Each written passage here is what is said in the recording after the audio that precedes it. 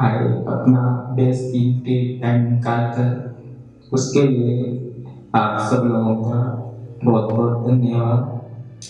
अब हम हमारा जो भी मीट वाला आयोजन है उसकी शुरुआत करते हैं बिना टाइम को गवाए। तो आज की हम मीट में या आज के फंक्शन में हम मल्टीटेक के अंदर क्या क्या सुविधाएं हम बच्चों को देते हैं, जैसे मल्टीटेक कंप्यूटर सेट पे कंपटीशन एग्जाम 10, 12, RSCIT या सभी कंप्यूटर कोर्स से संबंधित बहुत सारी मतलब तैयारी के लिए उसके अंदर काफ़ी सारा PDF वीडियो और ऑनलाइन एग्जाम के माध्यम से काफ़ी सारी चीज़ें अवेलेबल है। वह सभी स्टूडेंटों के लिए, चाहे वो मल्टीटेक का हो या नहीं हो, कोई भी मल्टीटेक कंप्यूटर ऐप को प्ले स्टोर से इंस्टॉल कर सकता है और इंस्टॉल करके वो सभी एग्जाम वगैरह सारी सुविधाएं ले सकता है। और दूसरा, हमने बच्चों की जॉब के लिए क्या क्या व्यवस्थाएं कर रखी है, जैसे कंपटीशन एग्जाम में मात्र जैसे आप इस पोर्टल के अंदर, इस मल्टीटेक कंप्यूटर ऐप के अंदर आप किसी भी प्रकार के एग्जामों को करें, कंपटीशन एग्जाम से रिलेटेड या उससे, और हम उसमें बच्चे को पास होने पर प्रत्येक एग्जाम पर 100 रुपये देते हैं। और जॉब से संबंधित क्या क्या है ये सारी चीज़ों को आज हम विस्तार से बताएंगे। किस तरह से हम बच्चों को पढ़ाते हैं, क्या क्या सुविधाएं देते हैं, कौन कौन से फ्री कोर्स करवाते हैं, कई कोर्सों में फीस रिफंड है, वह सारी चीज़ें आज हम आपको बताएंगे। और साथ ही जिन स्टूडेंटों के 90 से प्लस परसेंट की RSCIT में, उन सब लोगों को एक सम्मान भी उनको दिया जाएगा। एक्सीलेंस सर्टिफिकेट या बेस्ट अचीवमेंट अवार्ड का सर्टिफिकेट दिया जाएगा। उसके लिए आप सब लोगों को यहाँ पर आमंत्रित किया गया है। तो सबसे पहले अपने RKCL के DPO सर गौतम जी को मैं बुलाता हूँ, तो लेडीज बैठे हैं उनको नहीं आता चलाना, तो उनके लिए हमने ये स्टार्ट किया है कि हम फिर हमको फ्री में ये चीजें सिखाएं। तो आप सबकी नॉलेज में बता दूं, ये हमेशा अगस्त में या फिर दिसंबर में फ्री वाला निकलता है। तो कोई भी फॉर्म भर सकता है, कहीं से ही भर सकता है। मगर एक और चीज और बता दूं, अगर आप फ्री में फॉर्म भर रहे हो किसी में भी, RSCIT या इंग्लिश में, वहाँ पे क्लासेस लेना कंपलसरी है। अगर आप वहाँ पे क्लासेस नहीं लेते हो तो आपका एग्जाम नहीं होगा, और एग्जाम नहीं होता तो कोई मतलब भी नहीं है फॉर्म भरने का। क्योंकि हम क्या किस लिए कर रहे हैं, पढ़ने के लिए तो कर रहे हैं या सर्टिफिकेट के लिए कर रहे हैं। मोस्टली बच्चे क्या सर्टिफिकेट के लिए ही पढ़ते, केवल एडमिशन लेते हैं। ऐसा नहीं करना, क्योंकि हमारा मेन मोटिव है हमें सीखना है। तो सीखने के लिए आपको जहां से भी आप एडमिशन ले रहे हो वहां पर आना है आप, ठीक है? ठीक है, तो ये समझ आ रहा है नहीं आ रहा है? ऊपर से आ रहा है। देखो, 2 कोर्सेज तो यहाँ लिखे हुए साफ साफ, ठीक है? और एक कोर्स मैंने आपको बता दिया इंग्लिश वाला भी, और हम धीरे धीरे और कोर्सेज भी लेके आने वाले हैं अभी। जैसा IT कोर्सेस है उसको भी हम अभी फ्री में लेके आएंगे। महिला विभाग के लिए, महिला विभाग से हमारी बात चल रही है, जो हमारा जो फ्री कोर्सेज है IT कोर्सेज जो भी है, IT कोर्सेज में जो भी आता है, पाइथन हो गया, एडवांस पाइथन, बेसिक पाइथन हो गया, ठीक है, DDP हो गया, डिजिटल मार्केटिंग हो गया, एडवांस एक्सेल हो गया। एक्चुअली जो RSCIT में हम कराते हैं बेसिक कराता है एक्सेल, एडवांस एक्सेल के लिए हम अलग से कोर्सेज भी करवाते हैं। तो ये कोर्सेज, IT कोर्सेज भी हम फ्री में अभी लेके आने वाले हैं, लड़कियों के लिए, लेडीज के लिए, ठीक है? तो ये बहुत जल्दी आने वाला, फ्री कोर्सेज भी आने वाला है, और कोर्सेज भी आने वाले हैं, जैसे और यूनिवर्सिटी के कोर्सेज भी हम लेके आएंगे RKCL की तरफ से, ठीक है? तो ये हमारे कोर्सेज है जो हम अलग अलग करवाते हैं, ठीक है? अभी हमने एक और एक्टिविटी भी हम कर रहे हैं RKCL की तरफ से, हमने एक और एक्टिविटी भी हमने की है, स्कूल्स में जाकर एक्टिविटी कर रहे हैं। तो ये आपने बोर्ड देखा होगा, यहाँ पे बोर्ड लिखा है, ज्ञान का प्रकाश प्रज्वलित करने के लिए अपने गुरुजनों के चरणों में सारा करना। इसलिए हम एक एक्टिविटी कर रहे हैं कि जितने भी स्कूल्स में हम जा रहे हैं, अभी एग्जाम होने वाला, एग्जाम चल ही रहे बच्चों के, ठीक है? तो सब हम कर रहे हैं कि भाई जाकर जितने भी हमारे टीचर्स हैं, जैसे मेरे भी टीचर है, मैं अपने टीचर को रेस्पेक्ट के लिए हमें एक साइन कर सकते हैं या उनके लिए कोड लिख सकते हैं। तो ये एक एक्टिविटी हम हर स्कूल्स में कर रहे हैं, हर कोचिंग में करना है, हर जगह।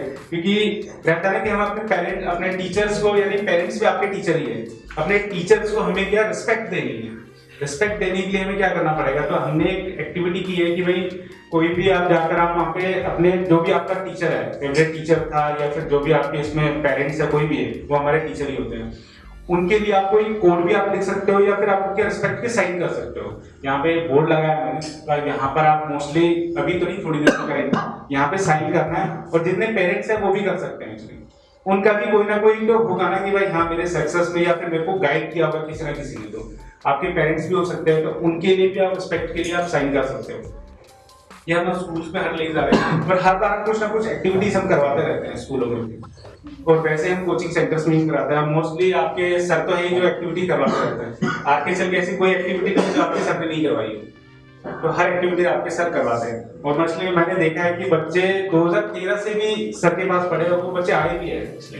ये मैंने और काम देखा है कि भाई 2012-2013 से किसी ने सर के सेंटर किसी सेंटर पे किया, वो बच्चा आया भी है 2023 में, कुछ भी हो कैसे भी आया, अगर आया है और बताया है उसने, यानी वो टच में है अभी। तो ये सबसे बड़ी अच्छी चीज है, क्योंकि सर का बिहेवियर भी अच्छा ऐसा है कि कोई ना कोई आपके टच में रहता ही है।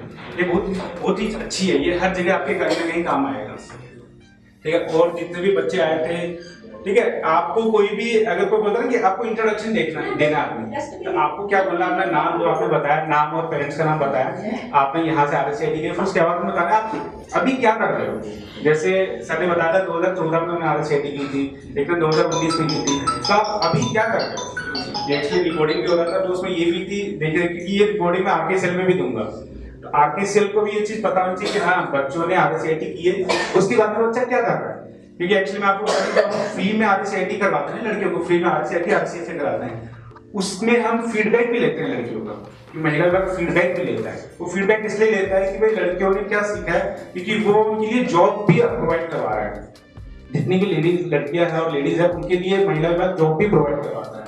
तो हम चाहते हैं कि जितनी लड़कियों को हम करा रहे हैं उनको हम जॉब भी दें, ठीक है। तो आपका हम फीडबैक भी लेते हैं। कोई भी अगर किसी लड़की ने फ्री में कुछ कर रखा है, RSCID RCFA यहाँ पर कोई है, इसने भी फ्री में कर रखा, उनको हम लास्ट में फीडबैक भी मांगते हैं कि भाई आपने क्या सीखा, यहाँ से क्या लर्निंग हुई है आपकी। तो ऐसे ही आपको कोई भी इंट्रोडक्शन देना है तो ये चीज बतानी है कि मैंने RSCID किया था यहाँ से और मैं अभी क्या कर रही हूँ, क्या कर रहा हूँ। तो ये हमें थोड़ा पता होना चाहिए कि भाई हाँ हमने बच्चों को RSCID सिखा तो दिया, बच्चा अब क्या कर रहा है, भाई कहाँ उसने जो अपनी नॉलेज ली है उसको कहाँ इनहेंस किया है, उसको बढ़ाया है या फिर कमी किया है उसको, ठीक है। तो ये चीज आपको इंट्रोडक्शन में कहीं भी हो, इधर नहीं है, कहीं भी आपको कोई बोलेगा ना कि आप जॉब में भी जाओगे तो वो पूछेगा इंट्रोडक्शन मांगेगा अपना ना, ठीक है। तो उसमें भी आपको ये चीजें बतानी होती है। इंट्रोडक्शन में जितना ज्यादा अच्छी तरह आप बताओगे उतना ज्यादा आपको फायदा मिलता है, ठीक है। हर किसी बच्चे को ये चीज बताना है कि भाई मैंने ये चीज की हुई है और मेरा आगे का, एक्चुअली आप ये भी बता सकते हो कि आपका आगे का क्या प्लान है, कि मेरे को क्या करना है आगे जाके, ये चीज भी आप बता सकते हो। ये ज्यादा बताओगे तो ज्यादा अच्छा रहता है इंट्रोडक्शन में, ठीक है ना, ठीक है। ये मेरी तरफ से था RK सेल RSCID के कोर्सेस, ये हम RSCID के कोर्सेस करवाते हैं, फ्री में भी हम करवाते हैं, ठीक है, इन सब के लिए करवाते हैं। और जो भी मैडम जितनी भी लेडीज बैठी है ना, उनको अगर RSCID RCFA इंग्लिश कुछ भी सीखना है तो वो फ्री वाले बैचेस भी आएंगे, उनमें आप फॉर्म भर सकते हो। आपके पेरेंट, आपके घर में कोई भी हो, आपके बेटे हो, बच्चे हो, कोई भी हो, कोई भी भर सकता है। और कोई भी एज लिमिट नहीं है, 60 प्लस वाले भी कर सकते हैं, इसमें कोई इशू नहीं है। बोलते हैं कि भाई 60 प्लस हो गए तो अब हम क्या पढ़ेंगे, ऐसा कुछ भी, पढ़ने की उम्र नहीं होती कोई भी, आप कभी भी पढ़ सकते हो, ठीक है ना। चलो ठीक है, मेरी तरफ से यही था, थैंक यू। आपने पेशेंस होकर सुना, थोड़ा सा आगे काम करना, जो चीजें मैंने बोली है उसको थोड़ा सा ध्यान रखना और उसको आगे थोड़ा सा यूज लेके आना उस चीज को, ठीक है। Thank you.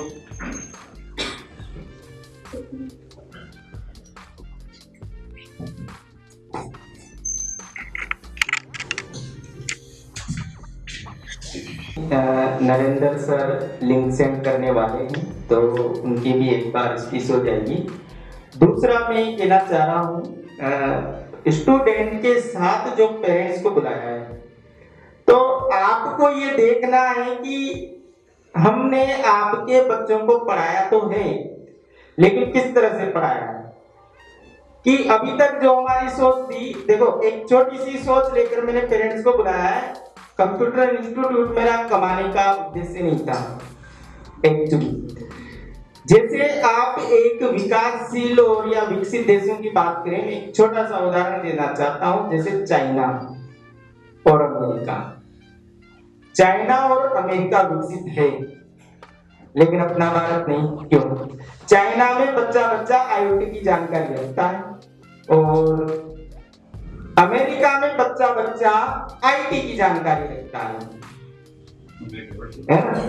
तो अमेरिका के अंदर आईटी की जानकारी बच्चा बच्चा रखता है और चाइना के अंदर आईओटी। आईओटी मतलब जैसे सेंसर वगैरह, रिमोट कार वगैरह, ये छोटे इलेक्ट्रॉनिक्स आइटम आते हैं। और वह आज इतने है कि वहां बेरोजगारी नहीं है और पूरी दुनिया को रोजगार दे रखा है। और मैं ये बताना चाहता हूं कि भारत कंप्यूटर के क्षेत्र में, आईटी के क्षेत्र में जितने भी विकसित और विकासशील देश हैं, जिसमें सबसे पिछड़ा हुआ देश है। आगे सर, फिर उसके बाद अब भारत की बात करें। भारत में भी जितने भी राज्य हैं, उनमें भी सबसे पिछड़ा हुआ जो राज्य है वो है राजस्थान। अब राजस्थान की भी बात करें तो राजस्थान में भी जो सबसे पिछड़ा हुआ जिला है, जैसे अजमेर, उदयपुर, जो सिटियों की बात करते हैं, छोटों की बात नहीं कर रहे, अजमेर हुआ, उदयपुर हुआ, जयपुर हुआ, सब आईटी के क्षेत्र में आगे, कंप्यूटर के क्षेत्र में आगे हैं, लेकिन अपना कोटा सबसे पीछे है अगर बात करें तो। और कोटा की भी अगर मैं बात करता हूं तो उसमें सबसे पीछे अगर कोई है पूरे कोटा में भी, जैसे तलवंडी, विद्यानगर, आरपीके, पूरम वगैरह, सब कंप्यूटर की नॉलेज रखते हैं, लेकिन अपने बोरखेड़ा में नॉलेज नहीं है। अब बोरखेड़ा के अंदर मैंने क्या सुविधा दे रखी है भाई, अब तक ये मैंने स्टूडेंटों को बताया था, लेकिन स्टूडेंटों को बताने से कुछ मेरे को जो एम था मेरा, वो उद्देश्य मेरा पूरा नहीं हुआ, इसलिए मैं दूसरा नया तरीका ढूंढा है मैंने कि भाई सब पेरेंट्सों को बुलाएं, ताकि पेरेंट्सों को जानकारी मिले कि हम यहाँ क्या चीज प्रोवाइड करवा रहे हैं। अभी तक जो बात में 15-17 सालों में जो बात नहीं पहुंचाना चाहा, तो वह बात मैं यहाँ पर पहुंचाना चाह रहा हूँ कि प्रत्येक बच्चा मेरे पास फ्री सीख सकता है। हर व्यक्ति कंप्यूटर की जानकारी फ्री ले सकता है, वो कैसे ले सकता है। या फिर मैंने ऐसी साइट्स या पोर्टल डेवलप करे हुए हैं जिनसे आपका बच्चा किसी भी एग्जाम को क्रैक कर सकता है, किसी भी सरकारी नौकरी में जा सकता है, लेकिन उसका भी हमें अचीवमेंट नहीं मिला है। तो वह कैसे हमने ऐसी सुविधा कर रखी है, किस रूप में कर रखी है, वह भी आज मैं आपको यहाँ पर बताऊंगा। तो उससे पहले अजीम जी, मोहम्मद जी सर थोड़ा सा लेट पहुंचे हैं, उनको थोड़ा सा इमरजेंसी काम था एक हमारे मुख्य अतिथि के रूप में। और सीन मेरा ये रहेगा, हमने ये सीन रखा है कि मैं आपको बता दूं कि एक तो फंक्शन होता है, सब बच्चों को इकट्ठा कर लिया, इकट्ठा करने के बाद नाच गाने चल रहे हैं, फिल्मी गाने चल रहे हैं, और मैं चाहता हूं ऐसे फंक्शन को मैं अवॉइड करके, मैंने पहले ऐसे फंक्शन मैंने भी रखे हैं 2013 तक, फिर उसके बाद मैंने स्टॉप कर दिया कि बच्चों को जानकारी मिली नहीं। जैसे अभी सर ने बताया कि स्टूडेंट ही आया, अब कुछ कुछ बच्चों को मैं बुलाऊंगा, जैसे 20-20 बच्चों को बुलाया, जितना इस हॉल में आ सकता है, तो वो बच्चे पढ़ने के बाद भी इस बहाने में बुलाता रहूं, बच्चा आएगा, बोलेगा, कैसे इंट्रोडक्शन देना है, तो वह आगे कहीं भी जॉब वगैरह के लिए जाता है, नौकरी के लिए जाता है, तो उसका बोलने वाली जो स्किल है, कम्युनिकेशन जो स्किल है, या जो दूसरों के सामने डर वाली स्किल है, या अपने आप को दूसरे के सामने डिमॉन्स्ट्रेट करने वाली स्किल है, वो पैदा हो। तो ये सीन मैंने इसलिए रखा, ये अभी मेरा 95-96 से ऊपर वाले बच्चों का है, फिर उसके बाद 90-80 करते हुए नीचे तक जाऊंगा, और इस तरह से सबसे फेस टू फेस बात करेंगे सभी पेरेंट्स। दूसरा उद्देश्य भी पेरेंट्सों से बात करेंगे, स्टूडेंट्स से बात करेंगे कि प्रॉब्लम क्या आ रही है, कि बच्चे के साथ क्या प्रॉब्लम आ रही है, पढ़ाई में, एजुकेशन में क्या पढ़ाई में प्रॉब्लम आ रही है। अगर हम यहाँ पर बैठे हैं कि बोरखेड़ा पूरे, मैं तो ये चाहता हूं कि बोरखेड़ा कोटा में आगे न हो, बोरखेड़ा राजस्थान में आगे न हो, जैसे इंडिया के अंदर बेंगलोर का नाम चलता है तो वैसे बोरखेड़ा का नाम चले। अगर सपोज, चलने में कोई बुराई नहीं है, अगर सपोज बोरखेड़ा की पॉपुलेशन 1 लाख है, अगर 1 लाख में से 10-20 हजार स्टूडेंट होंगे, 50,000 स्टूडेंट, अगर 50,000 बच्चे सारे वेबसाइट बनाना जाने, आईटी की जानकारी, हर बच्चे को अगर कंप्यूटर की जानकारी हो, तो क्या आगे न हो? नॉर्मल सी बात है, जो भी मैंने उदाहरण दिया, चाइना का उदाहरण दिया, अमेरिका का उदाहरण, कैसे आगे? तो वैसे ही, और उसके लिए हम बैठे हैं ना सिखाने के लिए, और इतनी भी सुविधा कर दी कि जैसे फीस नहीं तो बिना फीस के भी काम चल जाए। तो बिना फीस के यहाँ कैसे पढ़ाया जाता है वो हम बताएंगे। सबसे पहले मैं अजीम जी सर को बुलाना चाहता हूँ, वह 2 शब्द बोले अपने बारे में। इंट्रोडक्शन सबका हो गया, उनका नहीं हुआ।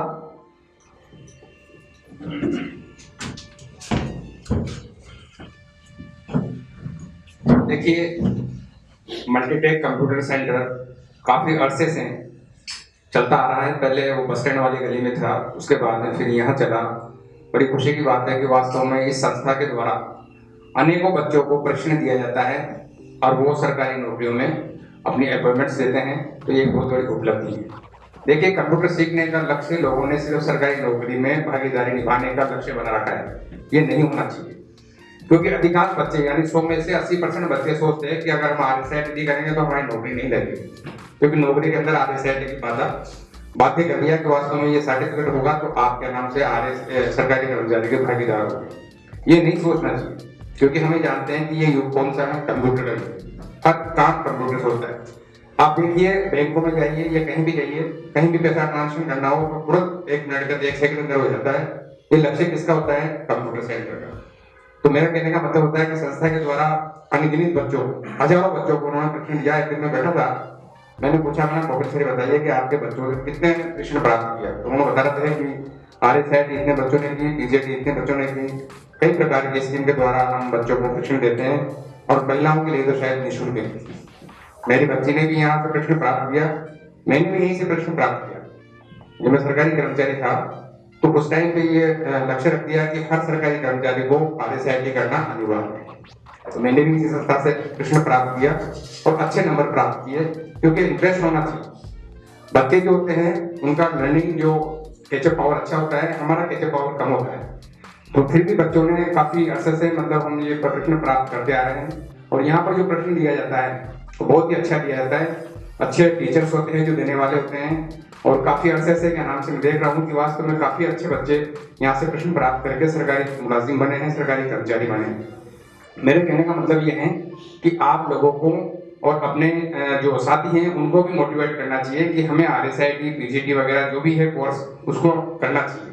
मेरी बिटिया ने भी यहाँ से किया है, और यहाँ का जो रिजल्ट है वो 100% रहता है, क्योंकि यहाँ पढ़ाई अच्छी होती है। यहाँ फॉर्मेलिटी नहीं होती है कि आगे अंगूठा लगा के चले गए और क्या नाम से वापस नहीं आ रहे, ये नहीं चलता है यहाँ पर। यहाँ चलता है तो क्या नाम से रियल कोर्स चलता है। और हमारे पड़ोस में काफी मेहनत भी की इन्होंने इस संस्था को चलाने के लिए। पहले एक अलका नाम की एक लड़की थी, बहुत कार्यशाल लड़की थी, बहुत अच्छी लड़की थी, खुश मिजाज थी। काफी गाँव में घूम घूम कर उसने, शहर गलियों में घूम घूम कर उन्होंने काफी प्रचार प्रसार किया।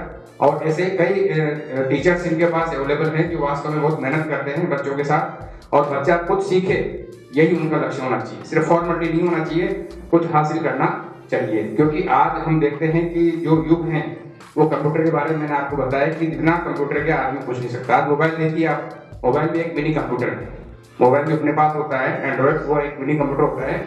उसमें हर चीज आप बोलो फटाफट सारा काम होता है, यानी कि आपको मेहनत करने की कोई आवश्यकता नहीं है। लेकिन फिर भी मुझे कभी कभी सोचता हूँ मैं कि इतनी सुविधाएं होते हुए भी आदमी इतना बिजी होता है कि उसे बात करने का टाइम नहीं मिलता, हर वक्त व्यस्त। जबकि आप देखिए बात मोबाइल से हो जाती है। पहले एक पोस्ट कार्ड चलता था, 3 दिन इंतजार करते थे, उसके बाद में हमें सूचना मिलती थी कि हमें कहाँ जाना है। फिर भी आदमी जाता था वहाँ, 2 दिन रुकता था और पूरा कार्यक्रम आयोजित करने के बाद आता था। लेकिन आज आदमी के पास इतना समय नहीं है कि वो जाता है तुरंत वापस दौड़ के रात को अपने घर पे आ जाता है। तो इतनी क्या है कि इस मोबाइल के द्वारा हम देखते हैं कि एकाकीपन भी ज्यादा विकसित हुआ है, कि वास्तव में आदमी अपने मोबाइल में इतना व्यस्त रहता है कि वो दूसरों से बात करना ही पसंद नहीं करते। एक वक्त वो था कि अगर बस में हम चलते थे या ट्रेन में चलते थे तो आदमी पता नहीं जाने कहां से कहां तक बातें करके अपनी रिश्तेदारी को कायम कर लेता था, और संपर्क कितना हो जाता था कि उससे बात करने का तरीका होता। आज हम देखते हैं बसों और ट्रेनों में सिर्फ मोबाइल के अलावा कुछ नहीं है। कल क्या देखा, एक लड़की मोबाइल चलाती हुई आ रही, आते आते वो मुझसे टकरा गई, उसे ध्यान नहीं था कि कहाँ है। मेरे पास चला था, सब्जी मंडी जा रहा था मैं, उधर से मोबाइल देखते थे, तो एकदम टकराए। सॉरी सर, मैंने कहा बेटा इतना भी व्यस्त मत हो मोबाइल में कि क्या नाम से आपको सामने वाला दिखे ही। वो तो मानो कि मैं अगर कोई बाइक वगैरह होती तो आप हाँ सर मैं तो देखने में मशगूल हो गई, तो उसमें ये तो इस प्रकार की भी आपको हरकतें नहीं होना चाहिए। क्योंकि हमें देखना चाहिए कि वास्तव में कोई भी चीज दी है तो उसका यूज करना चाहिए, अनयूज नहीं करना चाहिए। इसमें फायदे भी है, नुकसान भी है। नुकसान आप ही देकर चलाओगे तो नुकसान भी होगा, आप ही देकर उसे ज्यादा देखोगे तो आपकी आंखें भी खराब हो जाएगी। और काम ये बहुत है, आज इंडिया के बारे में क्या वर्ल्ड के बारे में अगर जानकारी लोगे आप तुरंत आपको मोबाइल के द्वारा मिल जाएगी। आज हमें बच्चों से पूछे कि हमारे राजस्थान की राजधानी क्या है या अरुणाचल प्रदेश की राजधानी क्या है, नहीं बता सकता बच्चा बताता ही नहीं, क्योंकि आजकल टेक्नोलॉजी के बारे में जानकारी रखता ही नहीं। और फटाफट मोबाइल में देख के तुरंत बताता है कि हमारा राजस्थान की भौगोलिक स्थिति क्या है। खाली पढ़ाई का मामला है, लेकिन मैं मेन मुद्दे पे मानता हूँ कि RSID का जो लक्ष्य होता है, हर बच्चे को, हर अभिभावक को, ये नहीं कि बच्चा ही सीखे, मैं तो कह रहा हूँ अभिभावक को भी सीखना चाहिए, क्योंकि इससे काफी फायदे होते हैं। और ये फायदे क्या है, अपनी लाइफ के लिए बहुत जरूरी होता है। आजकल साइबर कैफे वगैरह चल रहे हैं, देखा होगा अपना आए दिन के नाम से साइबर द्वारा ठगी हो रही है, कभी क्या चीज ले लिया, कभी किसी को ले लिया, आपने आपके बच्चे को अपहरण कर लिया है, आपके बच्चे को क्या नाम से ना जो पुलिस ने पकड़ लिया है, और इसको आप ही देकर आप इतना पैसा दोगे तो हम इस केस को रफा दफा कर देंगे। ये क्या होता है, ये सब मोबाइल के द्वारा ही होता है। किसी की ID हैकिंग कर ली जाती है, उनसे उधार पैसे मांगते हैं कि आप क्या नाम से स्पेस दी, उसमें कहा है कि आप भी किसी में साइबर कैफे के चक्कर में ना पड़े। बच्चे, दूसरा लक्ष्य मैं मानता हूँ कि बच्चे के पास डिप्रेशन होता है, पढ़ाई का जो डिप्रेशन होता है, उस आधार पर उसे कभी भी सुसाइड करने का लक्ष्य नहीं बनाना चाहिए, क्योंकि उतार चढ़ाव होता है जिंदगी के साथ। पांचों उंगलियां बराबर नहीं होती, हर बच्चा मेरिट नहीं प्राप्त कर सकता। मैं ये मानता हूँ कि कोई बच्चा कमजोर भी होता है, कोई बच्चा अच्छे भी होता है। आप पढ़ाई में कंपटीशन रखिए, लेकिन अपने जीवन जीने के लिए ये सोचो कि लाइफ बहुत बड़ी है। एक बच्चा यदि अगर मान लो IAS बन रहा है, तो ये दूसरा बच्चा ऐसे सोचता है कि मैं भी IAS बनूं। कारण क्या है कि उसकी IQ का फर्क होता है, IQ डिफरेंस होती है। बिना IQ डिफरेंस के मतलब आदमी, बच्चा हर मेहनत करता है। IQ कोटा में देखते हैं हम, कोई बच्चे ने IIT में सिलेक्शन नहीं हुआ तो उससे सुसाइड कर लिया, किसी ने नीट में सिलेक्शन नहीं हुआ तो उससे सुसाइड कर लिया। तो ये सुसाइड करना एक लक्ष्य नहीं होता है। इंसान का लक्ष्य होता है पढ़ाई करना, सफलता मिले या नहीं मिले। हर आदमी, गरीब बच्चा होता है, गरीब बच्चे को क्या नाम सुविधाएं नहीं मिल पाती, लेकिन फिर भी वो सफलता प्राप्त करता है। मैंने देखा कि यहाँ छतरपुरा तालाब है, ये गंदी बस्ती, बात अच्छी बस्ती नहीं है। मैं वहाँ, मेरा साला रहते हैं, तो वहाँ के नाम से मैं ज्यादा रहता हूँ। तो जब एक दिन बिफोर लास्ट ईयर में जब नीट के अंदर 720 में से 720 नंबर प्राप्त किए, केरल का था, माउंटेन लड़का था, वो नाम मेरे दिमाग से आ रहा, तो वो जब पास हुआ तो उस कॉलोनी में, उस घर के अंदर जब वो पार्टी पूछी, क्या नाम से न्यूज रिपोर्टर वगैरह पूछे, तो मैंने देखा, मैंने रोज आता हूँ यहाँ पर, ये बच्चा इतना अच्छा निकला है, मैंने कभी देखा नहीं इस बच्चे को। वो बच्चा सिर्फ कोचिंग करने जाता था, कोचिंग करके घर पा जाता था, और ऐसी बस्ती में रहकर भी उसने 720 में से 720 अंक प्राप्त किए। कोई बड़ी बात नहीं है, अगर बच्चा अगर मेहनत करे तो बहुत बड़ी बात नहीं है। लेकिन आजकल बच्चों क्या है कि मोबाइल में इतने मशगूल होते हैं कि वो नॉलेज के जगह दूसरी नॉलेज प्राप्त करना शुरू कर देते हैं, क्योंकि मोबाइल में सब कुछ है, पूरी दुनिया है मोबाइल के अंदर। लेकिन उसका यूटिलाइज करना हमारे ऊपर आधारित होता है। तो मेरा कहने का निवेदन ये है आप लोगों से, अभिभावकों से, बच्चों से, कि आप यहाँ RSID करने के लिए आए और अपने साथियों को भी लाए। बहुत अच्छा कोर्स है, क्योंकि इसकी जानकारी के जवाब में आदमी अधूरा, क्योंकि आज RSID होना बहुत जरूरी है। और इनका व्यवहार सरकार टीचरों का व्यवहार बहुत अच्छा है, क्योंकि मैं आए दिन देखते रहता हूँ, वैसे पड़ोसी हूँ, मैं ज्यादा दूर नहीं हूँ, तो मेरा उठक बैठक रहती है, तो बहुत अच्छा व्यवहार है। इसीलिए मैं कहता हूँ आप लोगों से कि आप अपना भविष्य बनाने के लिए RSID, PGT जो भी कंप्यूटर कोर्स होते हैं इनके पास इंस्टीट्यूट में, वो करें और लोगों को मार्ग प्रदर्शित करें। धन्यवाद। जय भारत, जय हिंद।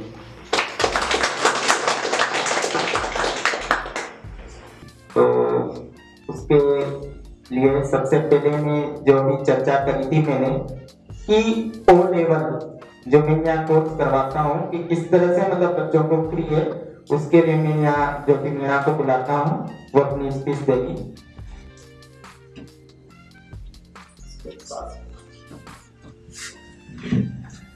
मैंने यहाँ से O लेवल किया है, जिसमें 2 पेपर का रिजल्ट मेरा अच्छा रहा है।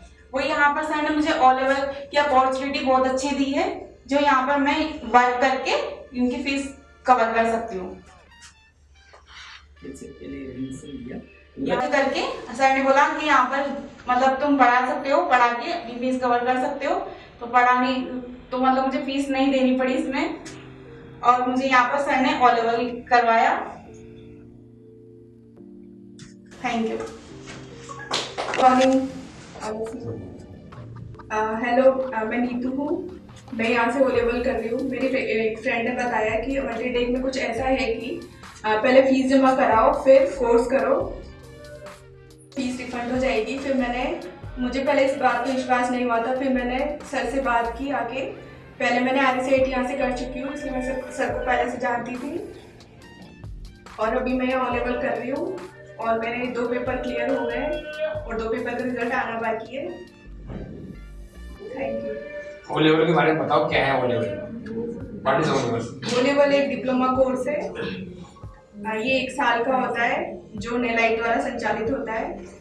इससे मतलब O लेवल कोर्स करने के बाद आप प्राइवेट और गवर्नमेंट जॉब में अप्लाई कर सकते हैं। Thank you. इसको सपोज O लेवल करनी थी, O लेवल की फीस मेरे यहाँ 30,000 रुपये। तो इसका सीन ये था कि 30,000 रुपये इसने मेरे को फीस पे करिए, जमा कराइए और बाकायदा फिर मैंने इसको पढ़ाया है। और पढ़ाने के बाद हमारे पास यहाँ बहुत सारे वर्क होते हैं, जैसे टाइपिंग है, बच्चों को दूसरे बच्चों को पढ़ाना है, RSCIT वगैरह। तो इसको एज ए टीचर मैंने वो सुविधा दी। तो वापिस इसको जो फीस मेरे पास 30,000 रुपये जमा कराए, वापिस इसने यहाँ पढ़ाकर वो वापिस उसको रिफंड कर लिया, रिटर्न कर लिया। तो एक तरह से इसमें एक तो जैसे प्री कोर्स होता है, बच्चे को हमने कहा कि फीस नहीं देनी और हम तेरे को पढ़ाएंगे, तो उसकी कोई वैल्यू नहीं है स्टूडेंट के लिए, या तो वो पढ़ेगा नहीं। अभी हमारे RPCL में ऐसा होता है, RSCIT में 50% लड़कियां या तो आती नहीं है, या पढ़ती नहीं है, या पास नहीं होती। इसमें क्या होता है कि व्यक्ति पढ़ा, अच्छे से पढ़ा, और पढ़ने के बाद जब उसने वही चीज दोबारा पढ़ाई तो उसको स्किल प्राप्त हुई, ताकि वो उसको जॉब में भी काम आए। तो फीस रिफंड के लिए नहीं, उस स्किल को प्राप्त करने के लिए। तो ये सीन था इन दोनों लड़कियों का, जो इन्होंने कहना चाहती थी कि वापिस हमने यहाँ पर कोर्स किया, कोर्स करने के बाद फीस जमा कराई, फीस जमा कराने के बाद वापिस हमने यहाँ पर पढ़ाया और पढ़ाकर उस फीस को रिफंड कर लिया।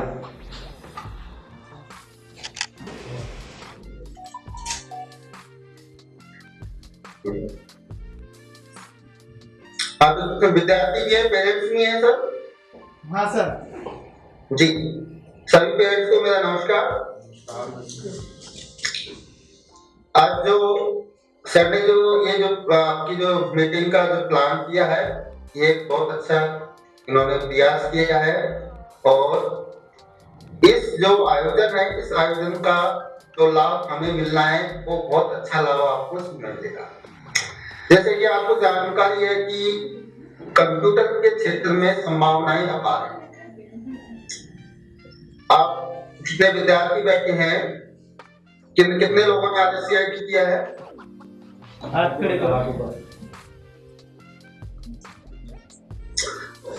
तो RSCIT जो किया, आपका अनुभव कैसा? RSCIT बहुत कुछ सीखा होगा आपने।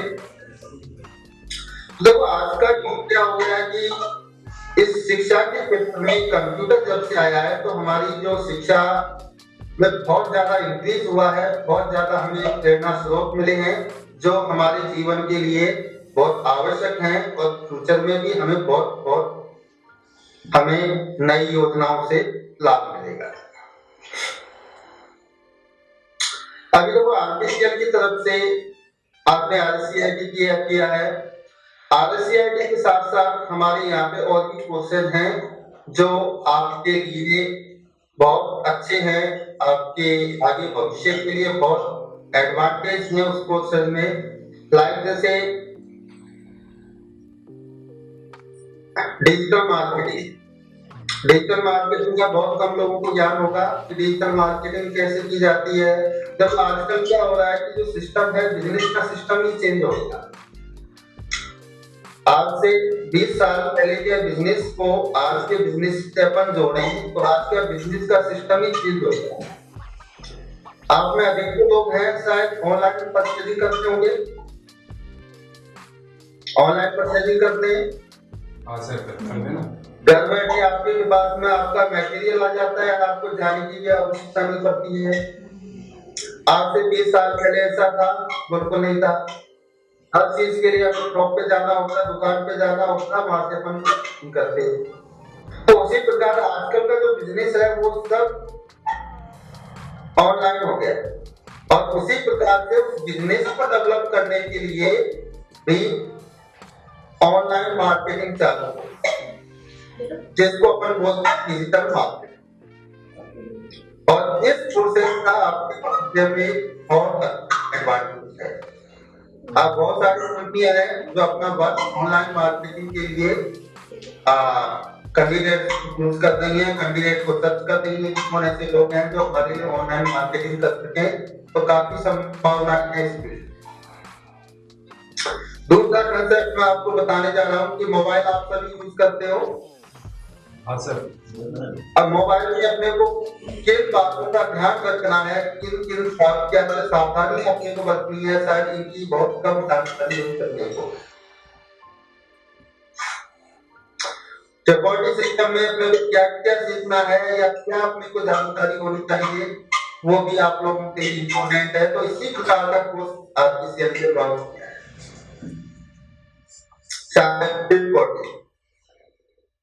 कि जो आज वर्तमान में जो अपराध हो रहे हैं, मैक्सिमम अपराध हैं वो अपराध ज्यादा हो रहे हैं। अपराधों से अपने को कैसे बचना चाहिए ये हम जैसे कि RCIT में आपने एक छोटा सा कंसेप्ट साइबर सिक्योरिटी का दिया था। अगर आप लोगों ने किसी ने पढ़ा हो, ऊपर जब आप किसी वेबसाइट को आप सर्च करते हैं HTTP लिखा हुआ आता है, तो क्या उस वेबसाइट में आपको इंफॉर्मेशन टाइप करनी चाहिए? नहीं, कतई नहीं करनी चाहिए। HTTP जिस साइट के ऊपर होता है उसमें हमें किसी प्रकार की पर्सनल इंफॉर्मेशन शेयर नहीं करनी चाहिए। और जिस साइट के ऊपर HTTP लिखा हुआ होता है, निसंदेह आप अपनी इंफॉर्मेशन उस पर शेयर कर सकते हैं। तो इन बातों की जानकारी अपने लिए बहुत इंपॉर्टेंट है और आवश्यक है। आज शिक्षा के क्षेत्र में डिजिटल साक्षरता अपने आप में बहुत इंपॉर्टेंट रोल प्ले करती है। आज से 10 साल पुरानी, 15 साल पुरानी जो शिक्षा की तकनीक है और आज की शिक्षा की तकनीक में अगर आप कंपैरिजन करेंगे तो बहुत डिफरेंट आपको चीजें आपको मिलेंगी। कभी स्टार्टिंग में आपको ध्यान हो तो आजकल के जो बच्चे हैं, मैं छोटा सा वो जानकारी देना चाह रहा हूँ कि पहले जो पढ़ाई होती थी, हमारे टाइम पे पढ़ाई होती थी, एक स्लेट दी जाती थी और एक बट्टा जिसको बोलते हैं उससे पढ़ाया जाता है छोटे बच्चों को। आज आप देखो नर्सरी क्लास का भी बच्चा है, उसके हाथ में स्लेट नहीं मिलेगी, उसके हाथ में भी कॉपी पेन मिलेगा। ऐसा शिक्षा के क्षेत्र में परिवर्तन क्यों लाया गया? तो कुछ छोटी छोटी ऐसी बातें होती हैं जो अपने को सोचनी भी चाहिए कि ऐसा क्यों हो रहा है और इसकी संभावनाएं क्या है। पहले बच्चा स्लेट पे लिखता था, गलती से वो उससे इरेज हो गया, बच्चा बैठा रहा, उसके माइंड से इरेज हो गया। देन आफ्टर उस चीज को शिक्षकों ने इसको संज्ञान में लिया कि भाई ऐसा भी होता है, इसलिए आगे चल के इन्होंने नोटबुक और पेन का प्रयोग करना स्टार्ट किया। और उसी प्रकार से आजकल की जो एजुकेशन है वो आपकी मोबाइल कंप्यूटर।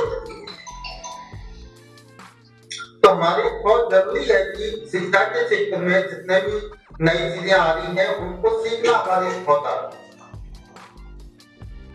है। क्योंकि ये जो पीरियड है, ये जो समय है, ये सारा कंपटीशन का समय है। इसमें अपने को आवश्यकता है कि हम अपने नॉलेज को बढ़ाएं और आज के युग में नॉलेज बढ़ाने का एकमात्र तरीका है कंप्यूटर, मोबाइल। और सही नॉलेज को कहां से ढूंढे, उसके लिए क्या किया कि वो नॉलेज हमें कहां से हासिल होगी, इसके लिए राजस्थान गवर्नमेंट ने जो कोर्स चलाया है वो है आदर्श। ऐसा नहीं आदर्श है कि सिर्फ हम ये मान के चले कि गवर्नमेंट जॉब है, ठीक है, गवर्नमेंट जॉब में गवर्नमेंट ने कंपल्सरी तरीका है। नई सिलेबस है, अभी जल्दी सिलेबस हो रहा है, उसमें और भी चीजें आई जो अभी तक जो पुराने स्टूडेंट है उनको नहीं पता है, लेकिन जो नए स्टूडेंट है सीखेंगे। तो उनके साथ साथ पुराने स्टूडेंट्स हैं, जो पुराने विद्यार्थी हैं, उनके लिए ये आवश्यक है कि जो नई चीजें आ रही हैं उसको सीख के आप और अपने आप को अपग्रेड करते हैं। तो ये लिए इसलिए हमारे लिए बहुत आवश्यक है। डिफरेंट टाइप के कोर्स से चल रहे हैं, बच्चे इंजीनियरिंग के लिए जाते हैं। उसके साथ साथ अभी लास्ट ईयर आर्टिफिशियल वर्कशॉप रखा था, उसमें कैरियर काउंसलिंग से संबंधित बातें की गई थी।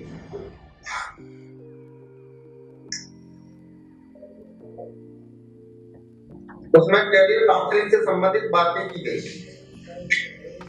बच्चा साइंस लेता है तो उसको इतना ही पता होता है कि मेरे को नीट की तैयारी करनी है। बच्चा कॉमर्स लेता है तो उसको इतना ही पता होता है कि मेरे को सीए या सीएस की तैयारी करनी है। आर्ट्स वालों को बच्चों को पता है कि मेरे को कंपटीशन में जाना है। लेकिन अभी हमारे जो एक्सपर्ट हैं उन्होंने एक वीडियो जारी किया था, लास्ट ईयर पूरी सेमिनार हुई थी उसमें, कि बच्चे ऐसा आर्ट्स में क्या उनके पास कैरियर है, साइंस में क्या कैरियर है, मैथ्स में क्या कैरियर है, तो उनकी संपूर्ण जानकारी उस वीडियो के माध्यम से दी गई है।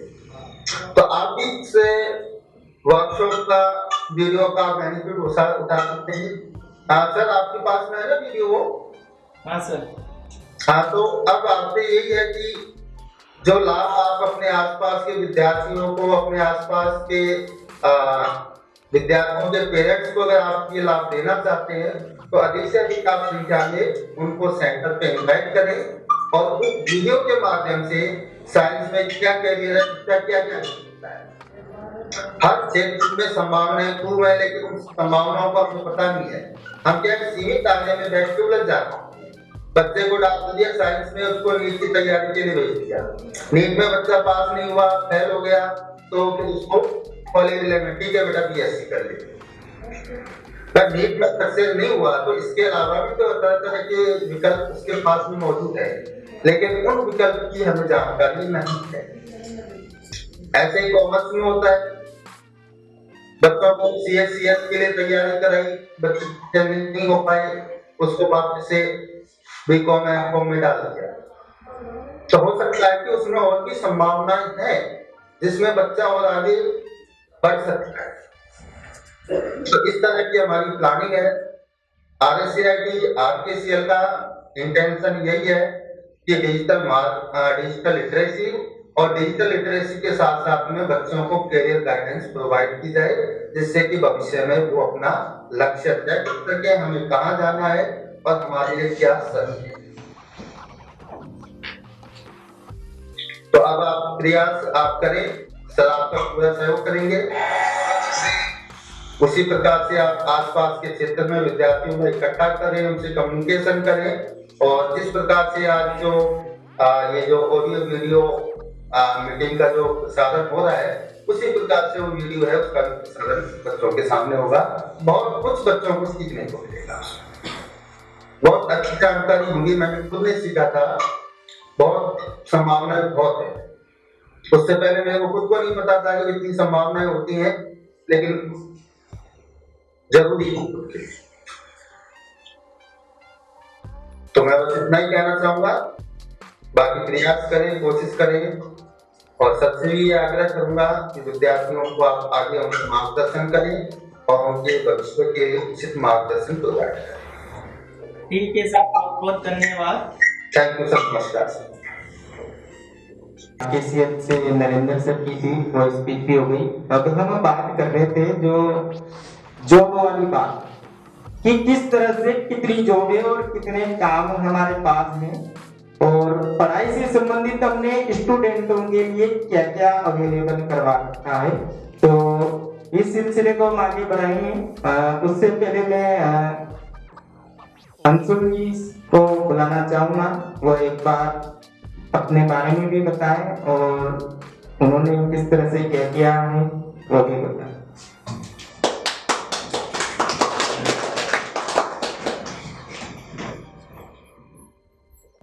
ठीक है, यहाँ पे आने का फिर RSCIT में सर से एडमिशन लिया। उस टाइम पे कोविड का टाइम चल रहा था, तो कोविड के टाइम पे स्टूडेंट भी बहुत कम थे। फिर स्टूडेंट के बाद मैंने RSCIT की, उसमें नंबर भी मेरे को अच्छे मिले, फिर उसके बाद सर से बोला कि अब क्या करना चाहिए, तो सर ने बोला कि पीजीडी से कर लो क्योंकि कंप्यूटर अनुदेशन की वैकेंसी आ रही। तो फिर मैंने पीजीडी से किया। पीजीडी से में भी सर ने मेरे को बहुत अच्छे से पढ़ाया, जिसमें उसमें भी मेरे को अच्छे मार्क्स मिले। अब उसके आगे सर ने बोला उसके आगे क्या, तो अभी सर ने बोला कि फिलहाल अभी मैं टाइपिंग कर रहा हूँ यहाँ पे, और अभी आगे सर ने बोला कि ओ लेवल करो, तो अब मैं कोशिश करूँगा कि ओ लेवल के लिए अप्लाई करूँ। और बाकी सर का नेचर तो आप सभी जानते हैं कि बहुत कोऑपरेटिव है। एक्चुअली वो प्रैक्टिकल नॉलेज ज्यादा देते हैं, थ्योरेटिकल नहीं। वो ऐसा सिखाते हैं जो आपकी लाइफ में इम्प्लीमेंट कर सको। एक सीखना अलग मैटर है और उसको ढंग से सिखाना अलग मैटर है। सिंपल सी बात है कि मैं अगर सीखूंगा तो इतना जल्दी नहीं सीख पाऊंगा। जैसे इन्होंने बताया कि सर चलाते हैं प्रोग्राम की, आप आइए, फीस दीजिए, एडमिशन लीजिए, फिर आने के बाद आप वापस बच्चों को पढ़ाइए। पर लेकिन जब आप बच्चों को पढ़ाते हैं ना, तब आपको पता चलता है कि मैंने क्या सीखा है। तब आप खुद को आप देख पाते हैं कि मैंने कुछ सीखा भी है कि नहीं सीखा। तो कोशिश यही रहेगी कि मैं भी ऐसे ही कुछ करूं कि आगे कुछ बढ़ सकूं। बाकी सर की गाइडेंस तो है, और बहुत बहुत थैंक यू सर इस रेस्पेक्ट के लिए। साथ में मैं टीपीओ सर को भी बुलाना चाहूँगा, तो उनको सर्टिफिकेट प्रोवाइड करवाएं और फोटो और रिकॉर्डिंग देना, है ना, ध्यान रखना। फोटो ताली बजा रहा हूँ।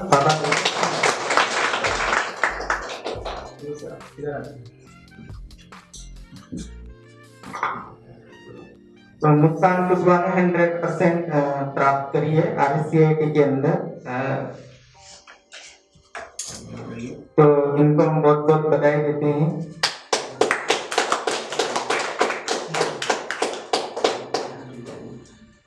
कुछ बोलना चाहोगे? नहीं, कुछ बोलना तो पड़ेगा। 2 या 3 वर्ड ये सिखाने के लिए ही आप लोगों को, ताकि आगे तो बोलना तो पड़ेगा। मैंने 12th क्लास के बाद यहाँ से RSCIT करी, और सर यहाँ पे कंप्यूटर की थ्योरी क्लासेस भी लेते थे, वो भी मैंने अटेंड करी। और सर टेस्ट भी लेते थे, वो भी लिए टाइम टू टाइम। और सर ने कंप्यूटर में जो आइलैंड के बारे में बताया था, तो वो भी यूट्यूब पे से वीडियोस देख के आते थे, और फिर यहाँ टेस्ट देते थे कंप्यूटर पे, आइलैंड के क्वेश्चंस करते थे। तो इसलिए मेरे 100% बनी। और सर ने बुक भी दी थी, तो वो भी किए, उसमें भी क्वेश्चंस वगैरह थे इसके RSCIT के, वो सब मैंने किए। और इसलिए अब मैं यहाँ से आगे की कोर्स भी यहीं से करूँगी। सर बोलते हैं कि और लेवल टेली वगैरह जो सब है वो यहीं से करना। तो अब फाइनल ईयर हो जाए, फिर उसके बाद ये सब कोर्स करूँगी मैं यहाँ से। Thank you. शुभम मालव, शुभम, मेरा क्या नाम है पूरा? शुभम रोज।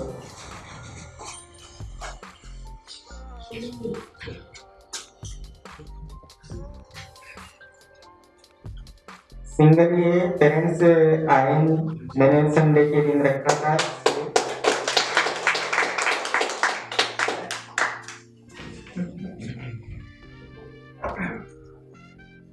बोलना मतलब आप लोगों को बोलेगी, मतलब स्टूडेंट को ये अपने आप नहीं बोलेगा। ये मैं इसलिए आपको सबको बुला रहा हूँ, ये एक्चुअली ना एक झिझक होती है, एक्चुअली ना एक फीवर होता है, एक्चुअली ना एक डर रहता है कि स्टेज पे जाना या फिर लोगों के सामने बात करना। वो अभी धीरे धीरे बोलोगे ना तो थोड़ा डर कम होगा। बाद में आप जाओगे ना तो एकदम से कोई बोलेगा ना कहीं जॉब लग गई आपको, एकदम से कोई बोलेगा आपको बोलने के लिए, फिर पैर ऐसे ऐसे कांपेंगे, फिर बोल नहीं पाएंगे, फिर शर्म बहुत आएगी हमें। ठीक है, तो इससे अच्छा है कि हम जो स्कूल में और जब हम पढ़ रहे हैं ना उस टाइम पे एक आदत बन जाए। अभी तो ज्यादा लोग नहीं है, जब आपके सामने ज्यादा लोग आएंगे जब क्या करोगे? तो धीरे धीरे जो एक डर रहता है ना वो धीरे धीरे कम हो जाएगा। एक्चुअली मैं बताऊं तो मेरा भी ऐसे ही था। पहले मैंने जब आर्टिफिशियल ज्वाइन करने से पहले मेरा भी ये था कि मैंने कभी आज तक गैदरिंग के सामने कभी बोला नहीं है स्टेज पर। जब आर्टिफिशियल में पहली बार आता था मेरे को एक्चुअली क्या 200 250 बच्चे बैठे हुए थे, 200-500 बच्चे बैठे हुए थे। उदयपुर में हमारा कुछ एक इवेंट था, तो वहां पर एक्चुअली हमें माइक दे दिया था, ये लो माइक, आपको 1 घंटे तक बच्चों को बैठा के रखना है। उनको सोने भी नहीं देना, नाइट का टाइम था, थोड़ा सा 8-8:30 बजे का, और उनको आपको एंटरटेन करना है या फिर कुछ ना कुछ बोलना है। माइक दे दिया था, बोलो कुछ भी बोलो, आप कुछ भी करो उनके साथ। तो हमने बहुत सारे स्टार्टिंग में तो थोड़ा सा डर लगता ही है, तो ठीक है स्टूडेंट्स थे, कुछ पेरेंट्स भी बैठे हुए थे, तो धीरे धीरे थोड़ा बहुत किया था, थोड़ा स्टार्टिंग में डर लगा, फिर धीरे धीरे अपना इतना ज्यादा वो हो गया ना, फिर तो कोई प्रॉब्लम नहीं हुई। फिर ये चीज मैंने तो बहुत लेट स्टार्ट किया था। मैं तो आपको स्टार्टिंग ही पहले बोलूंगा कि अभी तो आप स्टूडेंट्स हो, ठीक है, स्टूडेंट्स को थोड़ा थोड़ा धीरे धीरे ये तो हैबिट लेके आओ अपने ना बोलने वाली, वो बहुत काम आएगी आपके ना, डे टू डे लाइफ में भी आपके काम आएगी, और आपके कहीं जॉब कर रहे हो वहां तो काम आएगी ही आएगा। एक्चुअली जो ज्यादा बोलता है ना, जितना अच्छा बोलता है वो इतना ज्यादा सक्सेसफुल होता है। ये चीज आपने सुना होगा, जो ज्यादा अच्छी तरह बोलता है ना वो ज्यादा सक्सेसफुल होता है, जो नहीं बोलता है ना वो सक्सेसफुल नहीं होते हैं। मैं आपको बता दूं, कोई भी देख लेना, कोई भी बिजनेसमैन को उठाते हैं, जो भी सक्सेसफुल होते हैं ना वो बहुत अच्छा बोलते हैं, ज्यादा नहीं बोलते, बहुत अच्छा बोलते हैं। कम बोलते हैं मगर बहुत तरीके से बोलते हैं। वो कैसे सीखा है उन्होंने ऐसे ही सीखा है, छोटी छोटी गैदरिंग में उन्होंने माइक लिया है, कोई कुछ नहीं भी बोलता फिर बोलते नहीं सर मैं बात करूंगा एक बार ना, मैं थोड़ी सी बात कर लेता हूं, मैं एक या दो वर्ड बोल लेता हूं। वो क्या, वो सीख रहे हैं वहां से। और सबसे अच्छी एक हैबिट अपनी और डाल देना सबकी, जो कोई बोल रहा हो ना तो उसको सुनो, सबसे ज्यादा बोलो कम, सुनो ज्यादा। जितना ज्यादा सुनोगे ना उतनी ज्यादा आपको नॉलेज मिलेगी। ये एक्चुअली मेरे टीचर हमेशा बोलते थे कि बेटा बोलना कम, सुनना ज्यादा चाहिए। बोलते हैं कि हम आगे जवान लड़ाते नहीं, जितना हो सके उतना सुनो, चुपचाप सुनो उनको, और जो चीज अच्छी लगे ना उसको कैच कर लो ना, और वो फिर बाद में यूज करो उसको। देखो एक्चुअली अगर मैं आपको 10 सेंटेंस बोलूंगा ना तो उसमें से एक या दो वर्ड ही आपको समझ आएगा, और उसी चीज को ही रखनी है अपने दिमाग पर, और कहीं उसको अप्लाई करना है, कहीं ना कहीं अप्लाई करना है। ऐसा नहीं है कि भाई पता नहीं कि नॉलेज हमने बहुत सारी ले ली है और उसको अप्लाई नहीं किया, कि क्या मतलब है उस नॉलेज का। तो मतलब ये ना उस नॉलेज को गैदर तो करना है, उसको अप्लाई भी तो करना है। अभी हम स्कूल में बुक तो पढ़ते हैं, बुक पढ़ते ही केवल, और किस लिए पढ़ते हैं बुक, केवल एग्जाम पास होने के लिए, तो उसको यूज नहीं करते हैं। अगर आप यूज ही नहीं करोगे तो फिर कोई मतलब भी नहीं है, ठीक है। तो कोई भी नॉलेज दो उसको थोड़ा सा बोलना है, और जितना हो सके ना उतना थोड़ा बोलो। आप एक या दो वर्ड बोलो, मतलब बोलना है दो, ठीक है ना। अभी जो भी आएगा उनको एक या दो वर्ड बोलना है, बोल के ही जाएगा, कोई बिना बोले नहीं जाएगा। ये आपके सामने कुछ बोलना या कुछ बताना चाह रहा था, जिसकी क्या कहते हैं कि तो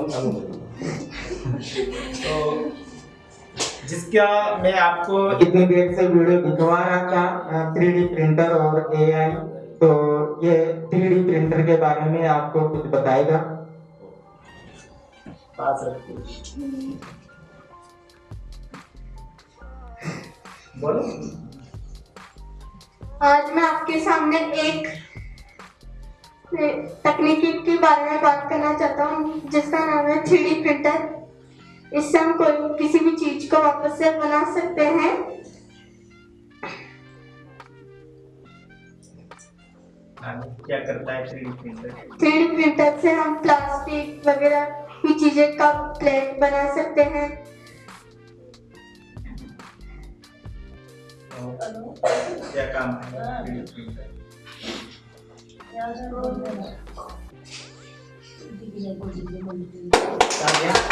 एक छोटे से बच्चे ने कोशिश करी है बताने की 3D प्रिंटर वास्तव में क्या है, कि मैं आपको बताऊं, इतनी देर से वीडियो आपको दिखाई जा रही थी। सपोज मार्कर है, मार्कर का या पेन का हमारा ढक्कन घूम जाता है, सपोज उसका केस, तो क्या होता है कि वो बेकार गया। लेकिन ऐसी कोई सी भी प्लास्टिक की हम जैसे प्रिंट आउट निकाल लेते, प्रिंट किया और प्रिंट आउट निकाले, तो ऐसी जितनी भी छोटी गिफ्ट आइटम है, जैसे हम बहुत से गिफ्ट आइटम स्टेचू वगैरह काम में लेते हैं, वो सारी चीजें हम उससे, जैसे कप है, प्लेट है, ये जितनी भी चीजें हैं हम उस प्रिंटर से प्रिंट कर सकते हैं घर बैठे। अब तक तो हम क्या थे, जा रहे थे शॉप पे, जा रहे थे खरीद कर ला रहे थे, तो आगे आने वाली टेक्नोलॉजी ऐसी आने वाली है कि छोटी मोटी जितनी भी चीजें हैं वो सब आपको घर बैठे उनका प्रिंट निकाल सकते हो। इसके बाद में बुला रहा हूँ दीपिका माधव।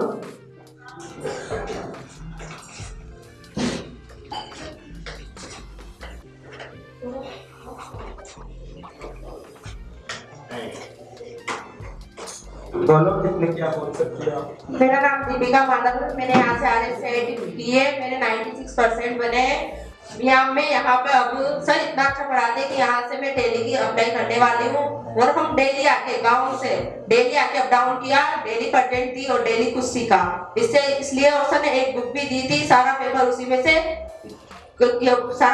में से बैठा है उस थैंक यू सर।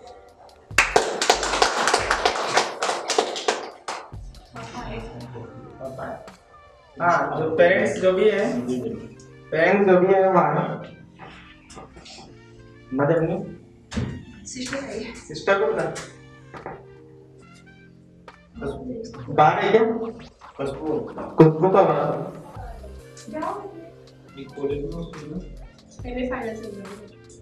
आगे का क्या है, क्या करना है आपको? अपनी पोस्ट भी किया, सीटी भी किया, टैली भी करना है, आगे क्या करना चाह रहे हैं? बढ़िया कंपनी में क्या बैंक वगैरह में बता सकते हो आगे ना? पापा भी है तो पापा के सामने भी आप बता सकते हो कि अब आपका क्या है आगे करने का आपका ना, ये आपको किस फील्ड डेली करके अच्छी फील्ड में जैसे बैंक वगैरह में इनमें जरूर करना आपका है। इंटरेस्ट किस चीज में? ये मुझे मत बोलना कि भाई पापा खड़े हैं तो वही बताना नहीं, जिस चीज में इंटरेस्ट है वो चीज बतानी है ना, कि भाई मेरा इस चीज में इंटरेस्ट है तो मैं इस फील्ड में जाना चाहती हूँ। क्योंकि एक्चुअली सब बच्चों को यही करना है भाई, जिस फील्ड में आपका इंटरेस्ट है ना केवल उसी फील्ड में जाना है। ऐसा नहीं है कि भाई मेरा इंटरेस्ट नहीं है, अगर पापा बोल रहे हैं मम्मी बोल रहे हैं नहीं मैं उसमें जाऊंगी नहीं, क्योंकि सबसे बेस्ट काम हम उसी में कर सकते हैं जिसमें हमारा इंटरेस्ट है। जिस चीज़ में मेरा इंटरेस्ट, जैसे मेरा इंटरेस्ट है कि स्पोर्ट्स में जाना है तो मैं स्पोर्ट्स में ही जाऊंगा, मैं कोई जॉब नहीं करूंगा, फिर मैं स्पोर्ट्स में जाऊंगा, मैं वहां पर अच्छा कर सकता हूँ। ठीक है, जिस चीज़ में इंटरेस्ट हो वहीं जाना है। ठीक है,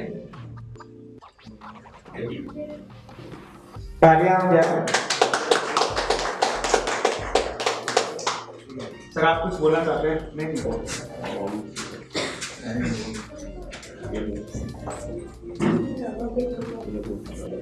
RCIT के अंदर जो भी इन बच्चों ने परसेंट बनाए हैं 196, 98 ये परसेंट बनाना इतना मतलब आसान नहीं है। इन्होंने वास्तव में बहुत मेहनत करी है तब जाकर ये इनको परसेंट हासिल हुई है। इसके बाद मैं बुलाना चाहूँगा टीना शर्मा, पेरेंट्स भी आ रहे हैं।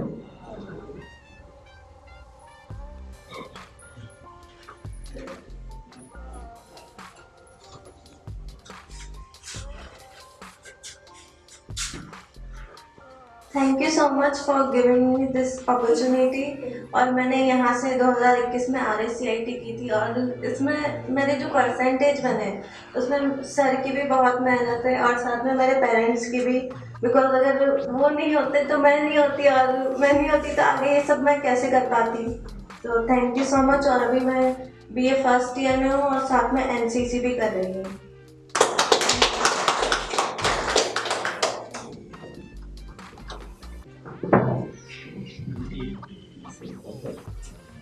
98% टीना शर्मा के बहुत बहुत बधाई।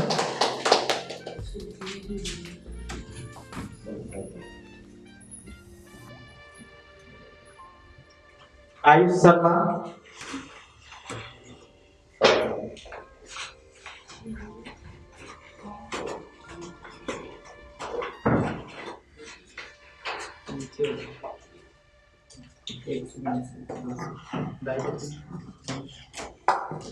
Hello everyone, myself Ayush and I'm just saying few words. Keep practicing, keep learning and whatever you want to do unless you achieve your success. Thanks.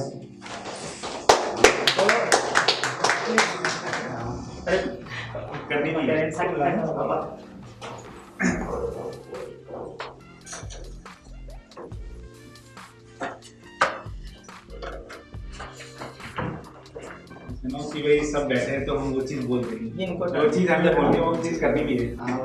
ठीक है, और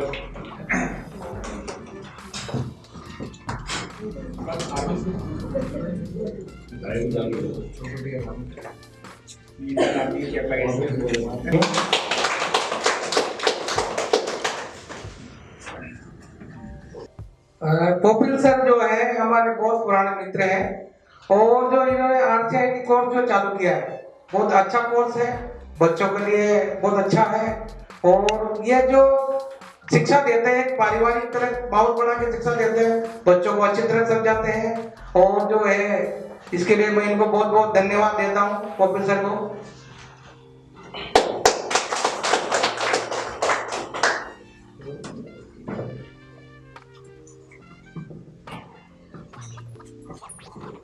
प्रसाद चौहान 2 शब्द बोले।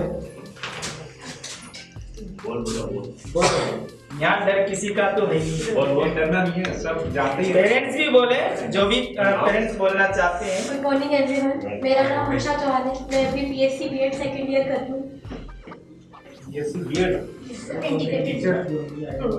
टीचर को तो यार बोलना अच्छा नहीं, घबराना है कि बोलो, अभी आपको स्कूल में जाके यही तो करना है, बच्चे को भी तो बोलना है स्टेज पे जाकर।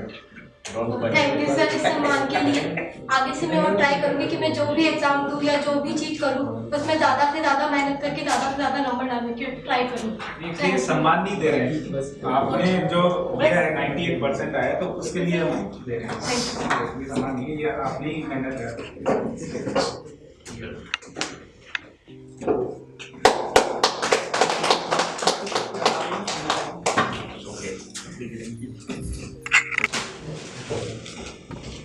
अनीता कुमारी कुशवाहा से 92%। बहुत बहुत बधाई तालियां होता है। Good morning all of you. मैं आप सबके सामने एक बताना चाहती हूँ कि मैंने मल्टीटेक से ये कोर्स कंप्लीट किया और यहाँ पे आने के बाद मैंने यहाँ की हर क्लासें अटेंड किए और जो भी टेस्ट क्लास में लिए गए थे वो सब मैंने कंप्लीट किए और यहाँ पे जो बुक दी गई थी मुझे वो मैंने कम से कम भी 3 बार पढ़ी थी मैंने, क्योंकि मैंने सुन रखा था अधिकतर यही सुना था कि बहुत से लोग बोलते थे कि आरएसआईटी बहुत हार्ड होती है, 2 बार 3 बार 3 चांस होते बताइए जो सिर्फ 2 या 3 बार में कैसे भी कर। मैंने सुना था कि मैंने किसी प्रकार से इसको एक ही बार में कंप्लीट करूंगी, तो अधिकतर सुना था कि इसको बहुत हार्ड होता है तो इसको कर नहीं पाते हैं, व्यक्ति फेल हो जाते हैं। और मैंने सोचा कि नहीं मुझे एक ही बार में इसको कंप्लीट करना है और मैंने दिन रात एक करके इसको मैंने कम से भी कम इसको 3 बार इसको पढ़ा। उसके बाद ही मैंने इसको क्लियर करने के बाद मुझे जब इसका रिजल्ट आया ना तो मुझे इसकी परसेंट देखो बहुत खुशी हुई। Thank you so much. Poonam Kumari Kushwaha.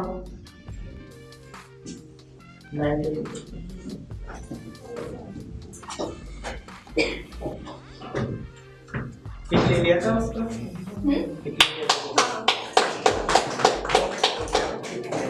हो गया?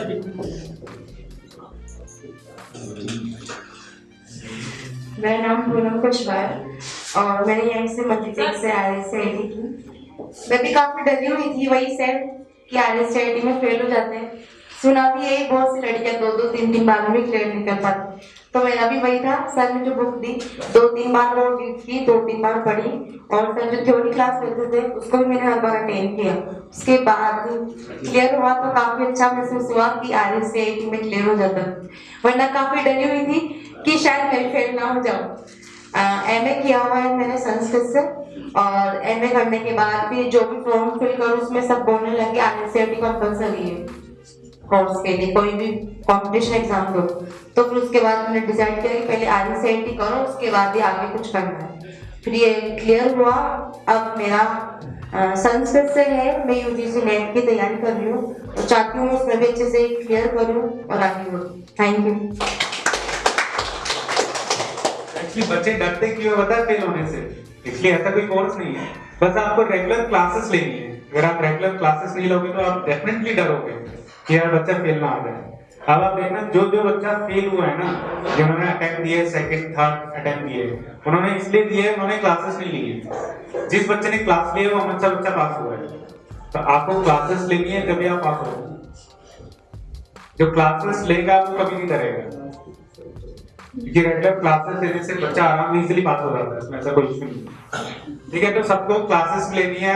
आपके जितने भी फ्रेंड है ना, जो भी करेगा या फिर जो आपके भी जूनियर आएंगे कोई भी आएगा, उनको एक चीज बोलनी है, टफ कुछ नहीं है, बस रेगुलर क्लासेस लोगे ना तो इजीली पास हो जाएंगे। रेगुलर क्लासेस लेने की जरूरत है। ये कॉलेज नहीं है, ठीक है, कॉलेज में तो कि हमें क्लासेस लेने की जरूरत नहीं होती है, फिर भी बच्चा पास हो जाता है। मगर ये जो हम कोर्सेज करते हैं, इसलिए देखो कोर्सेज और डिग्री में कुछ फर्क होता है। मैं आपको बता दूं, कोर्सेज हम इसलिए करते हैं कि भाई हाँ इसलिए हमें सीखना है, बस सीख के हमें जॉब करनी है। डिग्री क्यों लेते हैं कि भाई हमें एंट्रेंस चाहिए, यानी जॉब के लिए हमें डिग्री चाहिए, तो उसके लिए सर्टिफिकेट होना चाहिए हमारे पास। कोचिंग सेंटर में अगर आपको जाना हो ना तो सीखने के लिए जाना, ना कि डिग्री के लिए, ना कि सर्टिफिकेट के लिए। ये एक दो डिफरेंस है एक्चुअली, ठीक है। ये चीज ध्यान रखना, हमेशा कोचिंग में आ रहे हो तो सीखने के लिए आना है। सर्टिफिकेट बाय डिफॉल्ट सर्टिफिकेट तो मिलेगा ही मिलेगा, मगर हमें सीखने के लिए आना है। 5-10 मिनट का हम ब्रेक लेते हैं, फिर वापस कंटिन्यू होते हैं 2 मिनट।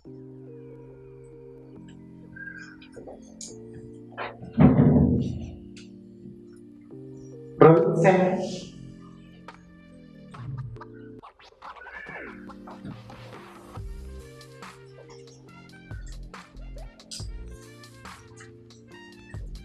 %97 थे इनके, और पेरेंट्स मोहन राशि को भी मैं बुलाना चाहूँगा।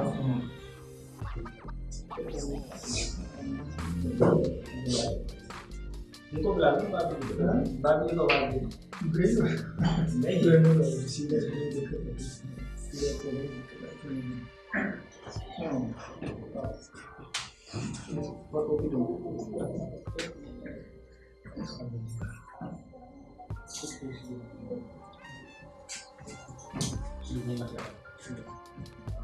मैं ये बोलना चाहूँगा कि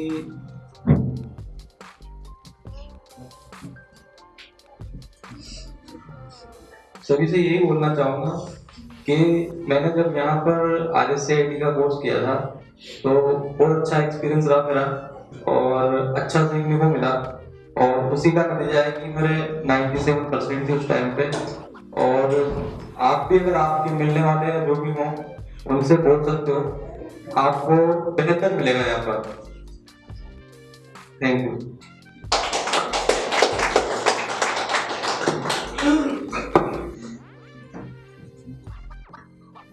आप भी आप लगाओ।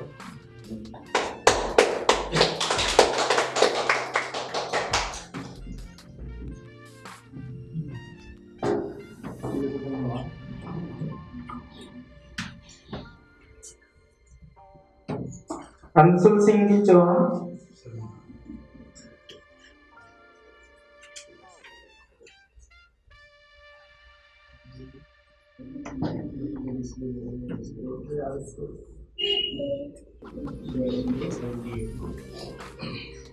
RSCIT में इनके 90% थी और PGDCA में इनके 78।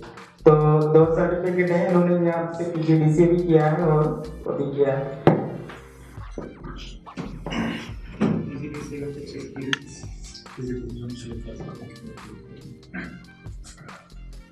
ठीक है, once again good morning.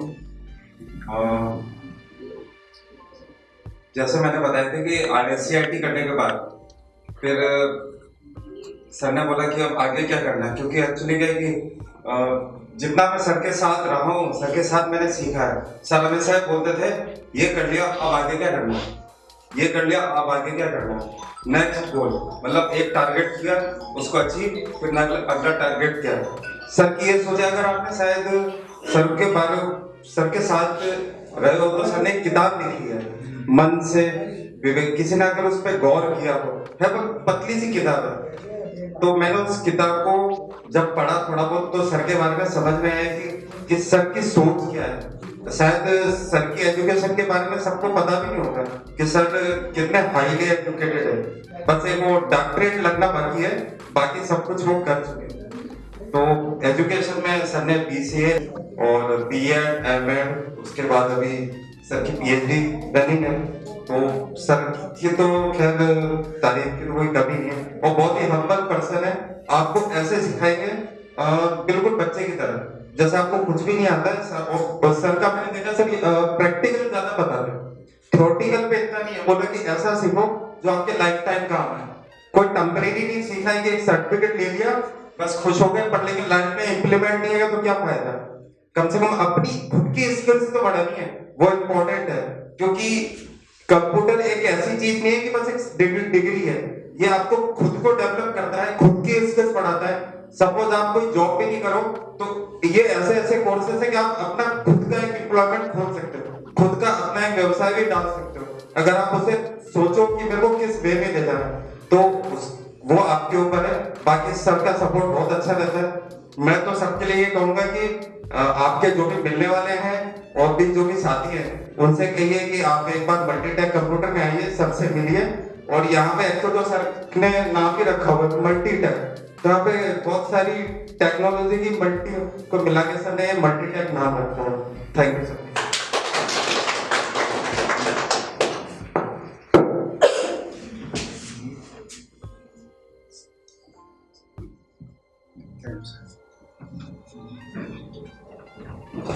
Sir ने जो एक चीज बोली थी ना कि आगे क्या, अब क्या, अब क्या, तो सबको एक ऐसे ही गोल बना के रखना है अपना ना कि भाई मैंने अब ये कर लिया, अब क्या करना है, अब क्या करना है। ये आपके छोटे छोटे गोल भी आपके लाइफ टाइम आपके काम आएगा। हमेशा ये चीज रखते हैं, बोलते हैं कि भाई मैंने ये कर लिया, अब क्या करना है, वो कंप्लीट हो गया। यानी अपने गोल जो है ना, आपको गोल छोटे छोटे गोल बनाते रहना है, कभी भी ये खत्म नहीं करना। बोलते हैं अपने सपने, हमने अपने सपने पूरे कर लिए, तो आगे क्या है। एक सपना पूरा हो गया, अब कौन सा सपना पूरा करना है, अब मेरा कौन सा सपना बना, अब मेरा एक गोल हो गया, अब कौन सा गोल है मेरा।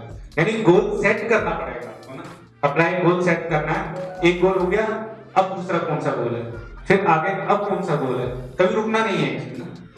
ये अभी से हैबिट आ जाएगी ना, तो आगे तक आपके कहीं प्रॉब्लम नहीं होगी। लाइफ टाइम आप सक्सेसफुल भी हो जाओगे, फिर भी आपकी ये रहेगी। जितने बड़े बड़े जो भी सक्सेसफुल पर्सन है ना, वो यही करते हैं, वो एक छोटा छोटा गोल बना के रखते हैं। एक बार सक्सेस हो गए, ऐसा नहीं है कि वो सक्सेसफुल हो गए तो वो फ्री हो गए, खाली घर में बैठे नहीं। वो हमेशा कुछ ना कुछ दिमाग लगाते रहते हैं कि अब क्या करना है मुझे, अब क्या करना है। तो अभी से हम ये चीज सोचेंगे ना, तो हम आगे तक लाइफ में बहुत आगे तक बढ़ जाएंगे। क्योंकि अभी तो हमारी उम्र है, ठीक है, अभी तो बहुत कुछ सीखना है, बहुत कुछ करना है। तो छोटे छोटे गोल बना के रखो। स्कूल में भी हम क्लासेस में भी ऐसे रखते हैं ना, भाई पेरेंट्स कैसे बोलते हैं स्टडी कैसे करनी है, भाई छोटा छोटा गोल बनाओ। यानी एक एक चैप्टर को आधा आधा बना के छोटे छोटे टुकड़ों टुकड़ों में पढ़ाई करो। वो क्यों बोलते हैं, वो इसलिए बोलते हैं, वो गोल ही है आपका, ठीक है। वही छोटा छोटा गोल आप बना रहे हो। अब एकदम से थोड़ी आप पढ़ सकते हो हर एक चीज, तो हर एक चीज को छोटे छोटे गोल में बनाओ। ऐसे आप कोई काम भी करते हो तो उसको छोटे छोटे गोल में ही करके फिर करोगे तो ज्यादा बेस्ट रहेगा, रिजल्ट अच्छा मिलेगा। मोस्टली क्या रिजल्ट अच्छा मिलता है उसका, एक बार एक साथ करने से अच्छा है कि उसको छोटे छोटे टुकड़ों में करो तो ज्यादा बेस्ट रिजल्ट मिलेगा, ठीक है ना।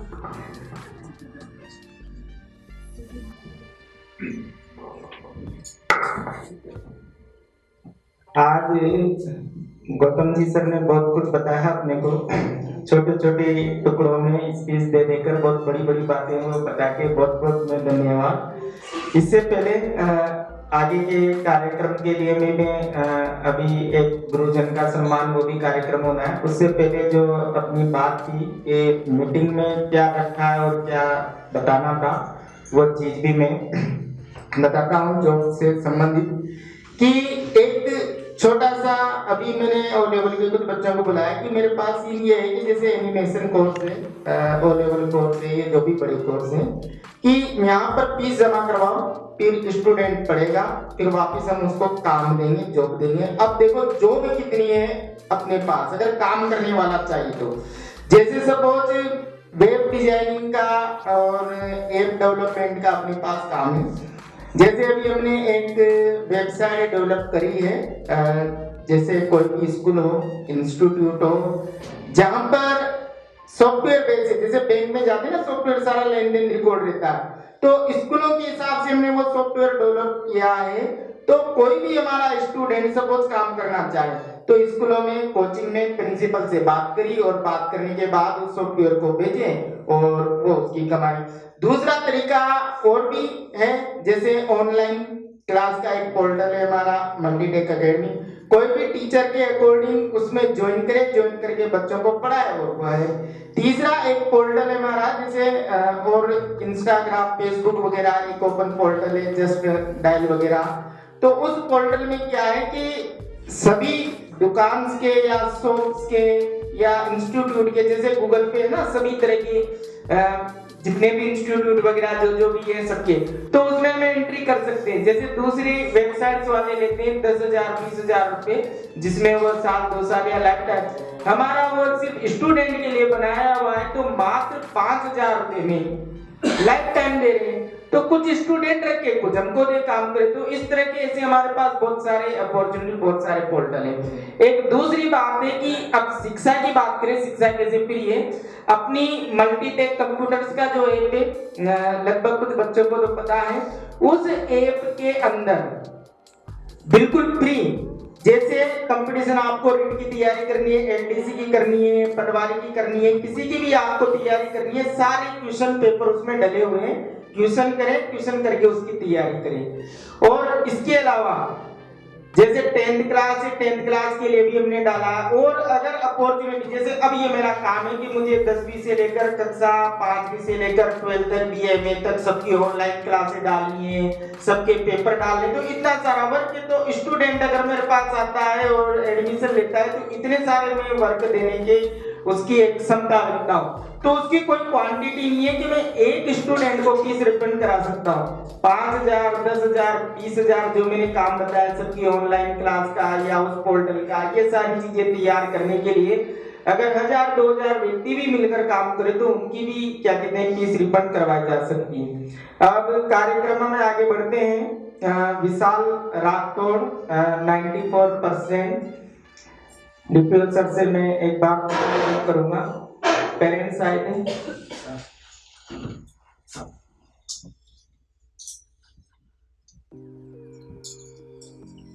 एक बात तालियां हो जाए विशाल राठौड़ के लिए। और पहले मैं चाहूंगा कि वो कुछ बोले। Good morning everyone students. और सर आपने जैसे बोला था,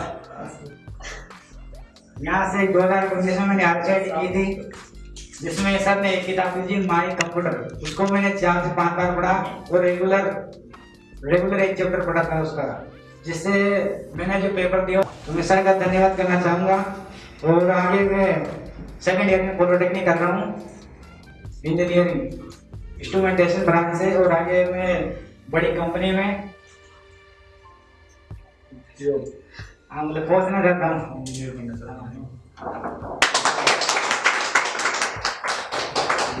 फोटो खींचते हैं, तालियां हो जाए।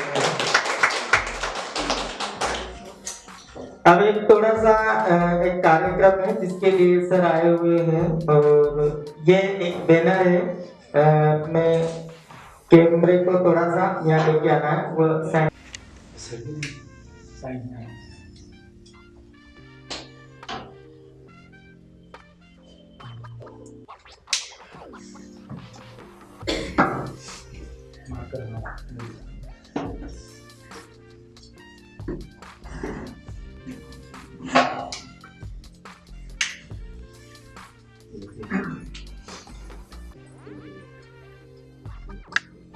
मारकर आगे पकड़ा दीजिए।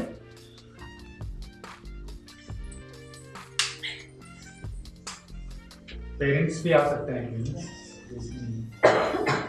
थोड़ा सा बीच में निकले, एक कॉलम उधर एक कॉलम इधर, है ना, ताकि वो कोई दिक्कत नहीं, कर दिया कोई दिक्कत नहीं, कहीं भी कर दो, ऐसा कोई वो नहीं है। ये सब स्पेस आपके सबके लिए ही है, कहीं भी साइड कर सकते हैं।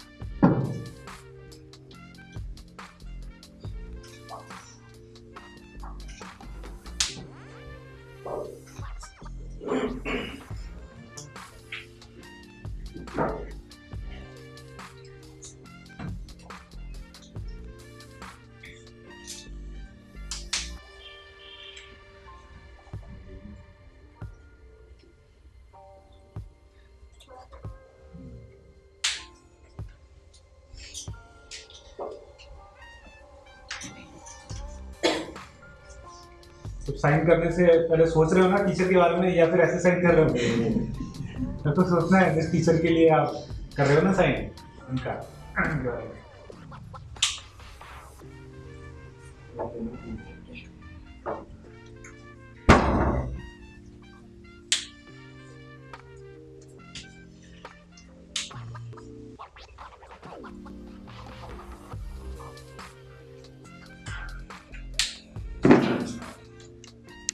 हो गया सब कुछ सबका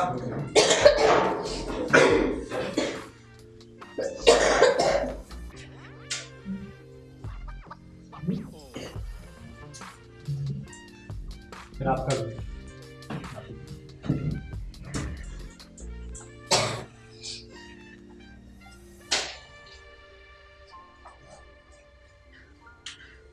और कोई बच्चा है?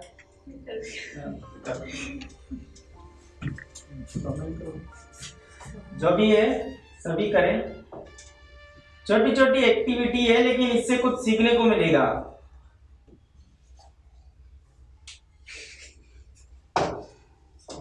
और कोई बच्चा है?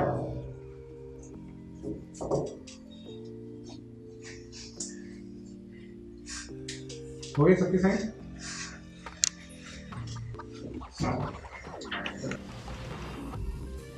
प्रबोधनी कुशवाहा आपको एआई के बारे में बताएगी, स्टेज पे आए।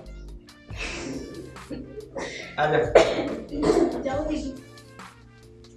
जो भी आता है जैसा भी आता है बस बोल दो। जो आता है वो बोलो। हाँ जो आता है बोलना चाहिए। स्टार्ट करना है। डर लग रहा है या फिर आता नहीं है? स्टेज पे बस स्टार्ट कर दो। देखो सबसे अच्छी चीज क्या होती है पता है? जब आप किसी स्टेज पे जा रहे हो किसी जाना तो एक्चुअली मोस्टली क्या डर लगता है हमें, क्योंकि हम फेस नहीं कर पाते इतने लोगों को ना। तो बस एक ही जगह नजर रखो। जैसे आप सोचते हो कि यार मैं यहाँ देखता हूँ या फिर किसी को भी देख रहे हो, केवल एक ही जगह को देखते रहो बस आप, तो आपको डर नहीं लगेगा। आप कितना भी बोल सकते हो, केवल उसी की तरफ देखते देखते बोलो। आपको 500 लोग भी बैठे हुए तो भी आपको डर नहीं लगेगा। वो फर्स्ट टाइम के लिए, फर्स्ट टाइम देख के ऐसे बात करोगे तो आपको डर नहीं लगेगा। फिर नेक्स्ट टाइम से आपको खुद ही आप कहीं भी किसी को भी देख के बात कर सकते हो। फर्स्ट टाइम आप ऐसे कर सकते हो कि भाई मैं कहीं भी या फिर वॉल पे देख लो या फिर कहीं ड्राइंग की तरफ है, कुछ भी जो सामने आपको दिख रहा है वहां मैं देखते रह के और बोलता रहूंगा। तो वैसे आपको एक फेयर नहीं रहेगा, नहीं डर नहीं रहेगा। तो वैसा आप स्टार्टिंग में वैसा कर सकते हो। अगर आपको डर लग रहा है तो कुछ नहीं, आप वो दीदी की तरफ देख सकते हैं, बोल सकते हो, ऐसा कुछ नहीं है। ठीक है। मैं एआई के बारे में बताऊंगी। एआई का फुल नेम आर्टिफिशियल इंटेलिजेंसी है, हिंदी में कृत्रिम बुद्धिमत्ता है। कोई भी जो आता है वो बोलना है बस आपको ना, कुछ नहीं और भी बोलो।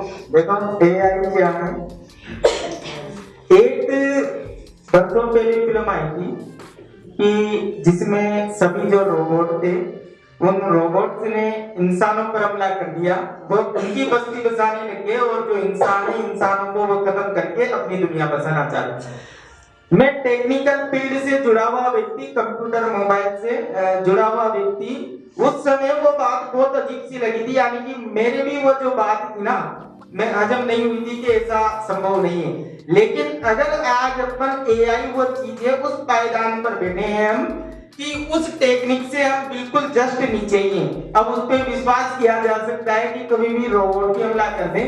तो एआई क्या है? देखो एआई का मतलब है आर्टिफिशियल इंटेलिजेंस। जैसे सपोज क्या होता है कि पहले पानी की टंकी भरती थी शुरू में, फिर वो आवाज देती कि पानी की टंकी भर गई, फिर आप बटन दबाने जाए। लेकिन आजकल ऐसा करना पड़ता है क्या आपको?